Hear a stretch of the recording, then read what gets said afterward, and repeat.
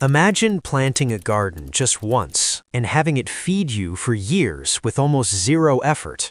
No tilling, no replanting, no buying seeds every single spring.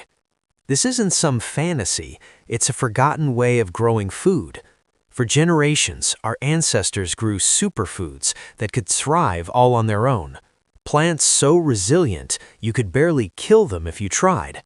But these crops have been quietly scrubbed for modern gardens because a plant that feeds you forever can't be sold to you every year.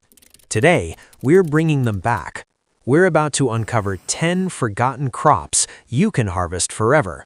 And trust me, number 1 will completely change how you look at your backyard.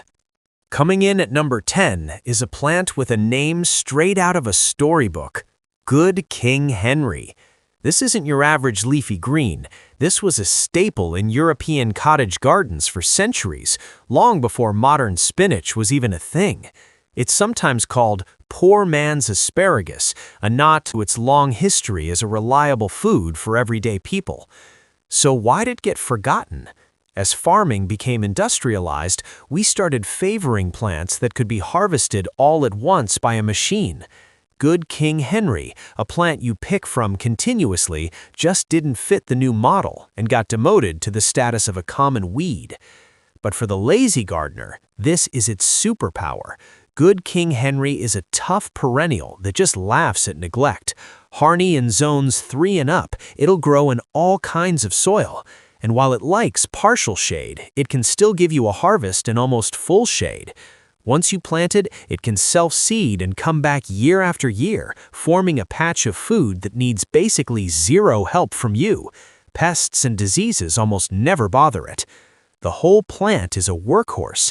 In the spring, you can harvest the young shoots as they pop up and cook them just like asparagus. As it grows, you can pick the tender young leaves all the way from spring to fall and use them as a spinach substitute. Even the flower buds are edible. You can steam them like little broccoli florets. It's a multi-purpose plant that asks for nothing and gives you 3 different vegetables in return. Planted once, and you've got a reliable source of greens for years to come. Number 9. Sorrel. At number 9, we have a green that used to be as common in seed catalogs as a radish. Then, by the 1960s, it had almost completely disappeared. This is sorrel, a perennial herb with a bright, zesty, almost citrusy flavor that will absolutely wake up your cooking. Sorrel's vanishing act is another case of a plant being too good for its own good. Why sell a gardener a packet of spinach seeds every single season when you could sell them sorrel seeds once every 15 years? Sorrel is a survivor. A single plant can keep producing for a decade or even longer. It's incredibly hardy, with deep roots that find their own water and nutrients, getting tougher with each passing year. You can find varieties that grow anywhere from a chilly Zone 3 all the way to a hot Zone 9. The benefit for the lazy gardener here is almost comical. Once it's established, sorrel is a cut-and-come-again champion. You can harvest the outer leaves every week or two from spring through fall, and it just keeps on growing. It's one of the very first things to pop up in the spring, often pushing through the last of the snow to give you a fresh, vibrant green when nothing else is awake. That lemony flavor comes from oxalic acid, so it's best cooked like spinach, though many people enjoy the young leaves raw in salads in moderation. It is spectacular in soups, where it adds a bright, fresh tang, and it's fantastic in sauces for fish. A little goes a long way, and you can often use it in place of both greens and lemon juice in a recipe. This is the plant that ends the annual greens treadmill. Number 8 is lovage, a giant of the herb garden that has been completely and unfairly forgotten. Lovage, this towering perennial, can easily shoot up to 6 feet tall and once held a place of honor in medieval monastery gardens. The Emperor Charlemagne was so convinced of its importance that around 800 AD, he ordered it to be grown in all of his royal gardens. So why don't we see it everywhere today? Lovage has a bold, powerful flavor. Think supercharged celery mixed with parsley and a hint of anise. As the world moved toward milder, more uniform tastes, lovage was just seen as too much. But that's exactly what makes it so valuable. The flavor is so concentrated that just a few chopped leaves can season an entire pot of soup, letting you use less salt while adding incredible flavor. For the low-maintenance gardener, lovage is a dream. It's a long-lived perennial that will come back reliably for decades with almost no fuss. Planted once in a sunny or partly shaded spot with decent soil, and it will form a massive, productive clump. It's basically a one-plant seasoning blend. Every single part of the lovage plant is useful. The leaves and stems can be chopped into soups and stews. You can even use the hollow stems as a flavorful, biodegradable straw for a Bloody Mary. The seeds can be used like celery seed, and the roots were historically used to make a tonic tea. It also attracts beneficial insects to your garden, and its sheer size can create a beautiful, edible screen. For a gardener looking to get the most bang for their buck from a single plant, lovage is an absolute must-have. Number 7. Sea kale. At number 7, we have a plant that evolved on the harsh, windy beaches of Europe, sea kale.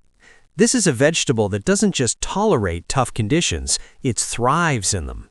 For centuries, it was a sought-after delicacy in Britain and France, holding a place of honor in the finest kitchens before being forgotten by industrial agriculture.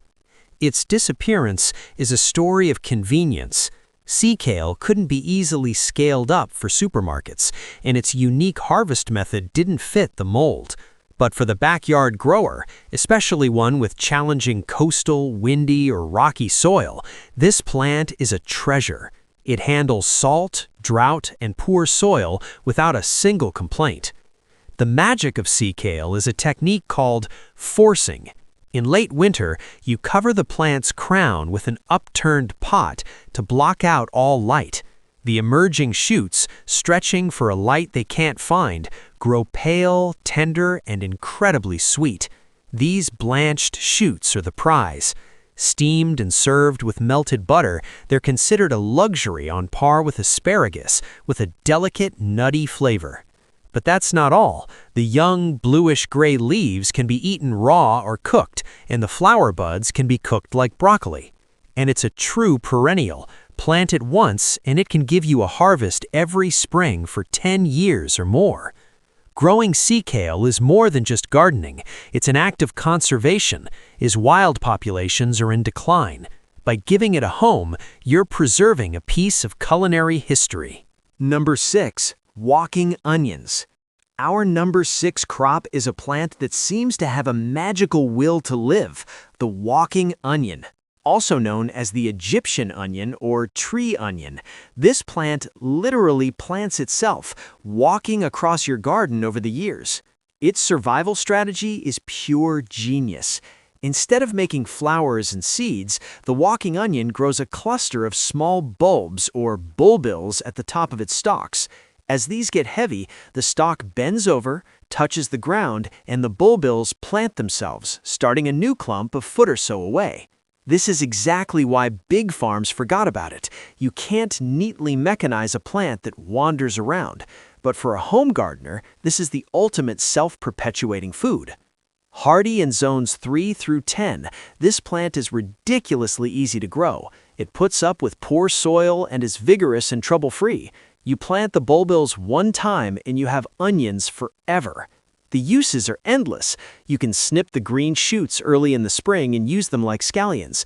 You can dig up the shallot-like bulbs at the base, though they have a very strong, hot flavor. And, of course, you can harvest the bulbils from the top to pickle, use in stir-fries, or just plant them elsewhere to start even more onion patches.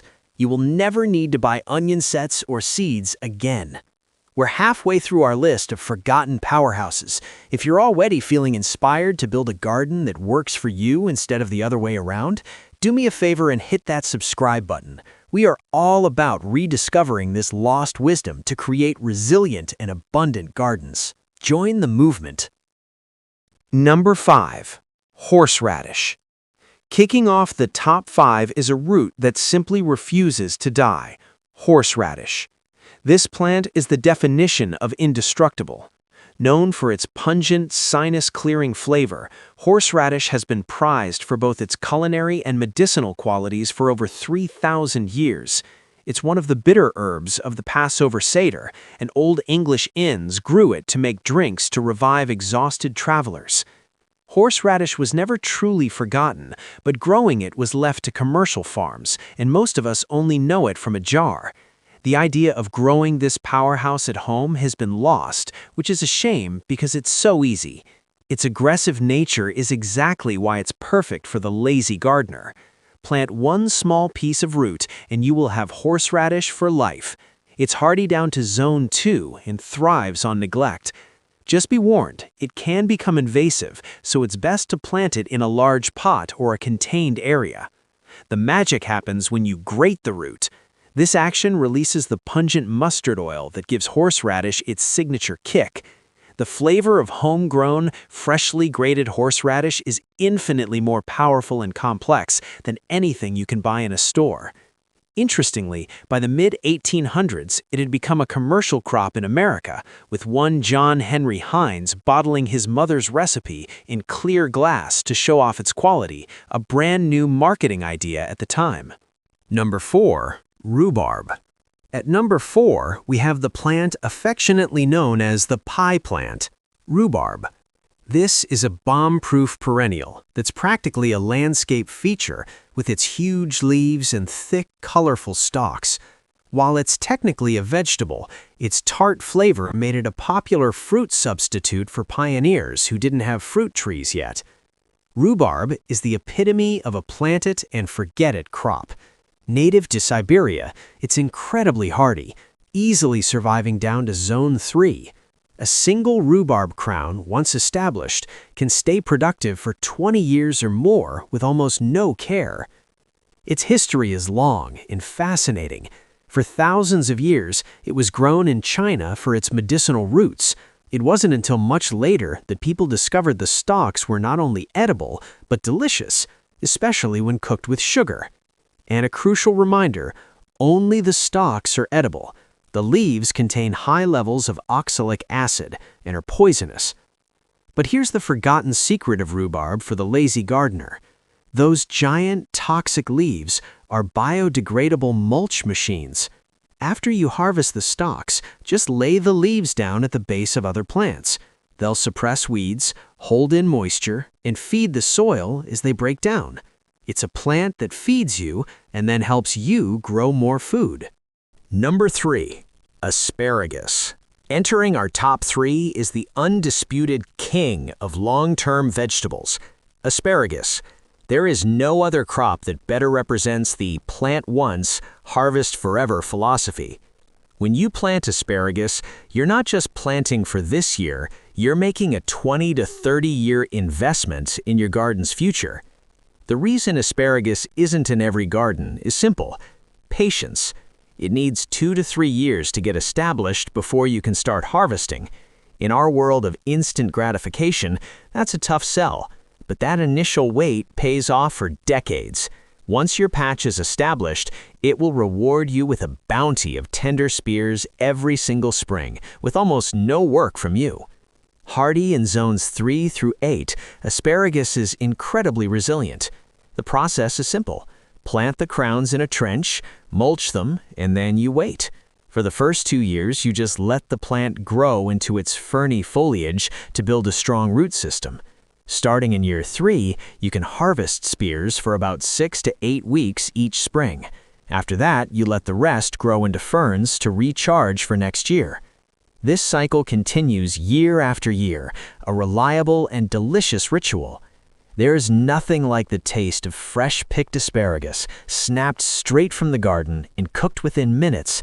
It's a taste of true food security, a recurring gift from a past self who had the foresight to plant for the future.